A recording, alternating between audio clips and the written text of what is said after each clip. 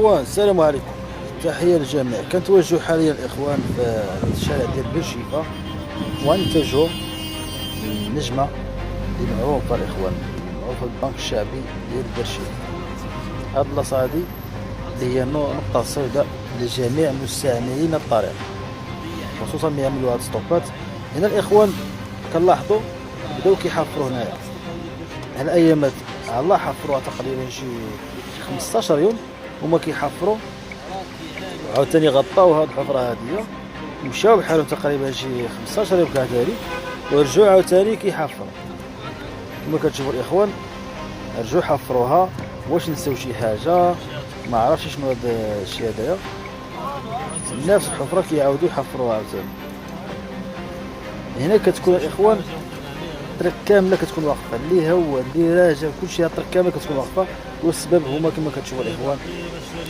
هنا دابا الاخوان على 10 الصباح القضيه باقا خفيفه باقا خاويه، ولكن في العشيه وفي الليل راه كتكون عامره، خصوصا مع هاد السطوب اللي عملوا هنايا.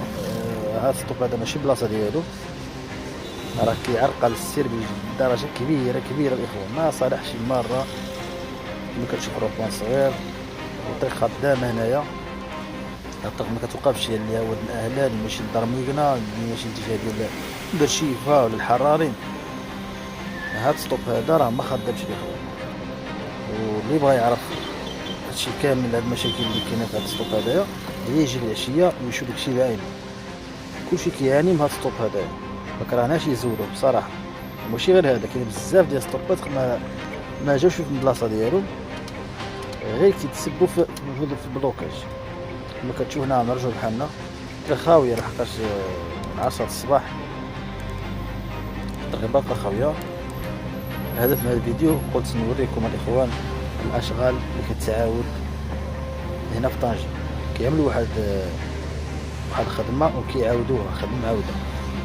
الميزانيه هي اللي هي كتعاود بلا دور العام. كما كتشوفوا هنا الحفره الاخوان، هذا الاتجاه ديال الشمال كامل كيحفروه، كيعاودوا يحفروه. هنا باش تعرف ما كاين لا محاسب ولا مراقب، ما كيراقبوش الاخوان. صافي كتخرج الميزانيه، المشروع كيخرج فيها ميزانيه جوج مرات ولا ثلاثه، عاد ما كيصبرش. كيضرب مثلا شي 15 شي شهرين 3 شهور كيتبان تحفر.